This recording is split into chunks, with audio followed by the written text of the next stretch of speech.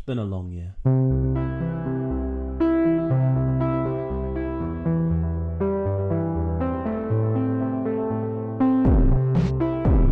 everything feels empty, I rely on empty touch to ignore the days that I hate myself and miss you too much. And everyone feels cold when they lack something familiar. There was light trapped where the sun was. This is harder than Hello everyone, welcome to my 2023 in review video. I've got my red wine on hand to help me get through this video, so cheers. Now, 2023. Where do we bloody start with you? First of all, we made it. We made it to the end of the year. And if you're watching this video, wherever you are, you can give yourself a pat on the back for making it as well, because it's been an interesting year, hasn't it? From all of the terrible and horrific things happening in the world to everyone's personal lives. And it has not been easy on me either. And that's why I'm here. 2023, I would probably describe as the most confusing year of my life. And to actually understand why that is, you actually have to go back to 2022. Now, 2022 for me was probably one of the worst years of my life. I had a breakup which upset me a lot that year. I was fired from a job I really liked. I had several bikes stolen, and if I'm being honest, I didn't really feel like I knew myself that much. Like, I don't think I had much identity. If you asked me to describe who Ewan was, I couldn't really tell you. And moving into 2023, I was determined to make this year a much better year, and it actually started off that way. 2023 for me started off pretty strong. I uploaded a few videos which I was quite happy with. I was keeping fit, I was eating well, I was motivated to make YouTube videos. I was comfortable with the life I was currently living, and that was amplified when we went to Italy in the March. It was a big family holiday and something that was well needed for our family, as we hadn't actually been on a holiday for years. I put this in the video, but the last time we actually went on a family holiday was when I was 7. We went to Disneyland, and now I was 22 at the time, and that's the next one, 7 to 22. It's a pretty big time jump, and I really enjoyed that, and I feel I made one of my best videos to date because it was something I was passionate about, and I love showing my passion for filmmaking in videos. But the year really kind of took a turn around my birthday in May, because if you've not seen my summer video, I mentioned at the end of that video that my mum got diagnosed with cancer this year. That was around about May. So my birthday this year was a really confusing time for me, because it was supposed to be a day of celebration, but we weren't really celebrating much. We were all pretty bummed out because we obviously all knew about what was going to happen, because when you think of cancer, you think of two things: death and chemotherapy. And luckily the doctors were able to spot it early, so death, fingers crossed, is not on the cards. So it was chemotherapy. It was going to be quite an aggressive round of chemotherapy that would last throughout the year. So knowing this actually made the holiday to Italy more special, because it was actually the last kind of family thing we did before we even knew about this predicament that would affect my mum the most, but it would affect all of us. And that then started a run of really strange months, because I had some really, really good stuff planned, but I didn't know how to feel about it. For example, I went to my first F1 race this year, and it was one of the best experiences of my life. I was right next to the cars. I was able to watch a brilliant race. It was one of the best of the season. The weather was brilliant. I was able to spend some good time with my dad. But in a way, I kind of felt like I wasn't allowed to be happy, because while I'm out there having fun, smiling, whatever, my mum is here suffering. And something about that just felt wrong, almost like it was wrong to enjoy my life because the people in my life were suffering so badly and having a really, really hard time. And this affected me quite a bit, because I didn't know how to act, because for me 2023 was going to be my travel year. I was just going to travel at any kind of opportunity, and I did for the most part. I visited a lot of countries this year. One that sticks out for me is Paris.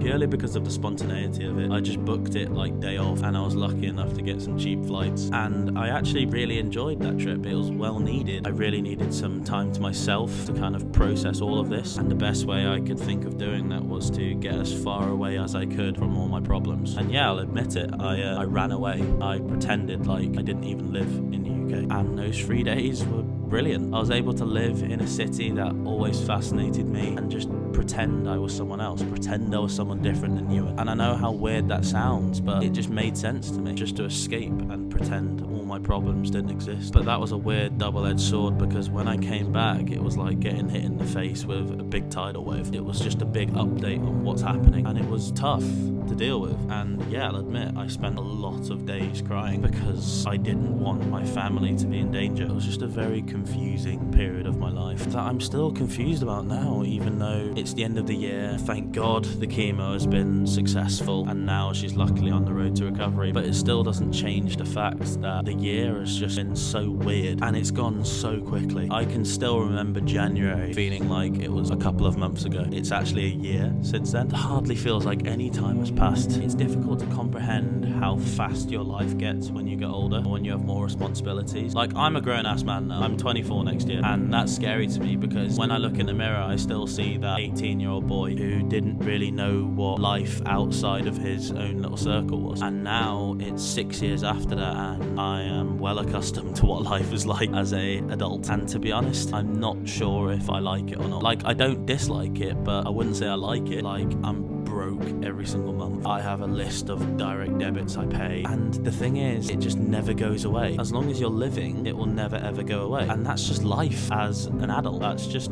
how it is. This is the first year that it's really actually hit me. People say your 20s are supposed to be the best period of time for you to live, but is it? Because I haven't seen that. It could be. I'm not saying it can't be. But at the moment, people who tell me that, I just don't believe them. I don't believe a single word they say. Because from my experience, it just isn't. It's stressful. It's work. It's trying to have a good work-life balance. It's gaining friends, losing friends. It's everything piled on top of one another. And that's the thing. Like, I could deal with one or the other separately. It's everything piled on top of each other. Like friends, for example. No one told me that in your 20s, friends would just deplete. I have made friends this year. I've lost friends this year. My best friend is the other side of the world. My other best mate is in South America right now. And it's weird going from essentially seeing these people every single day to I'm never seeing these people ever again. Or I'd be lucky to see them just for like a couple of days a year. And it's tough, and you have to be really strong mentally to kind of deal with that. And I'm trying. I'm really trying, but it's difficult.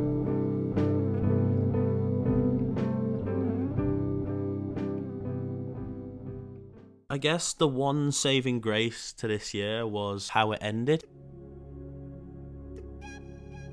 I was lucky enough to go on holiday with my brother this Christmas, and that is something me and him have flat out never done.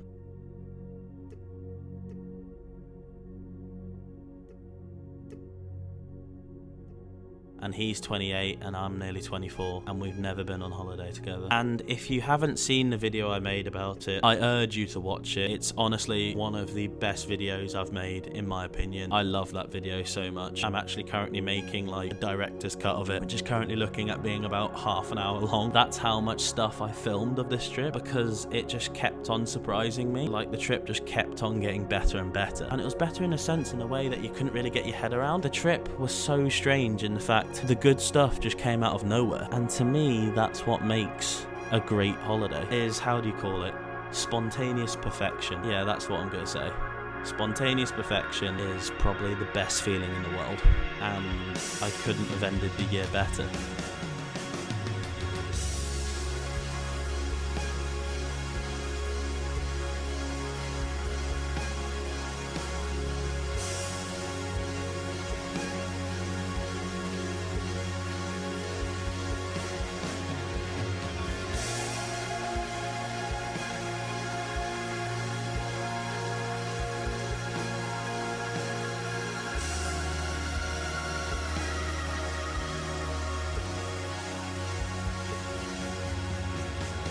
Now moving on to 2024. Now a lot of people, when it comes to the new year, like to say next year is going to be my year, I'm going to do this, that next year. But all I want to be next year is happier, or more content with my existence in the least depressing way. I just think if I can finish the year happy with myself and proud of myself, then that'll be a good year in my book. If my family's healthy, if everyone important in my life is okay, then that will already be better than how this year has gone. And if I was to take away anything from this year, it would be keep going step by step. You have to look at short term before you look at long term, because something can seem really, really far away if you just look at it from a distance, and things could look really perilous from a distance. But if you keep taking mini steps in the right direction, having those mini wins, then you should end up okay. And all those mini wins will culminate into one huge win, and that's you standing here today. And that's where I'm going to end the year. So this is me, Just Ewan, signing off for another year. And for those people who have stuck with me this year, thank you. You mean the world to me.